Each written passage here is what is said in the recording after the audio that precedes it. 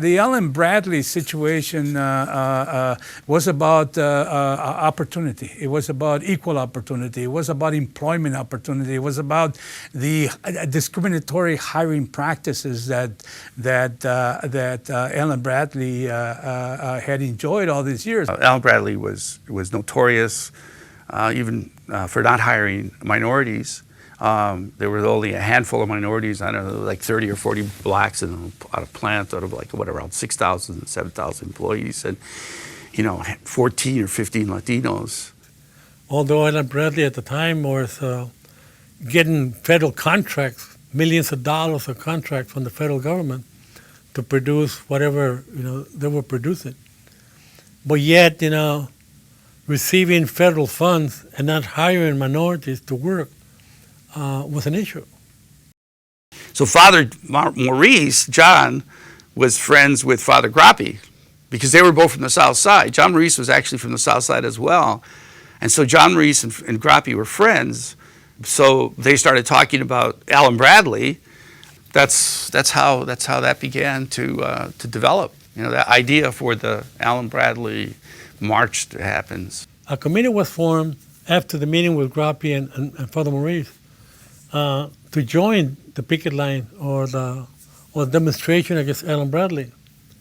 So I joined the committee to picket line, to have a picket line at Ellen Bradley. It was a big march. It was a big demonstration, over 300 people. It turned out that the word got out, I don't know, through the networks of people that were associated with the Spanish Center, and it turned out to be a fairly successful march. When the march came over into the South Side, they were warmly greeted by residents of the near South Side.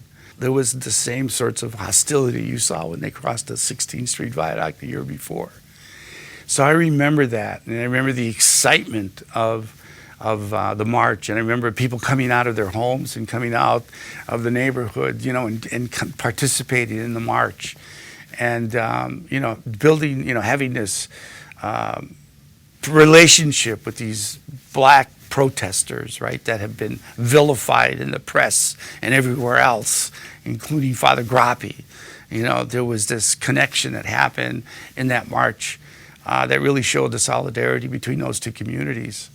And that was a beautiful thing. So it went on for quite a while until Ellen Bradley agreed to begin to hire minorities. So they did hire some, but I always thought they could have done more. The significance of the Ellen Bradley March back in 1968 is that it became the catalyst of the movement that followed it. It finally kind of shook the community and woke up the community into understanding what was some of the issues that they were holding them back, and that there was hope that something could be done about it through organizing themselves. I think for everybody it was kind of an affirmation, right? That we were a community, right? And we had grievances and we wanted them addressed. And I think that although maybe at the time people couldn't articulate that, especially people at the community level, young people, young adults, young adolescents, couldn't articulate that. But I think they felt that this was something that they really could believe in.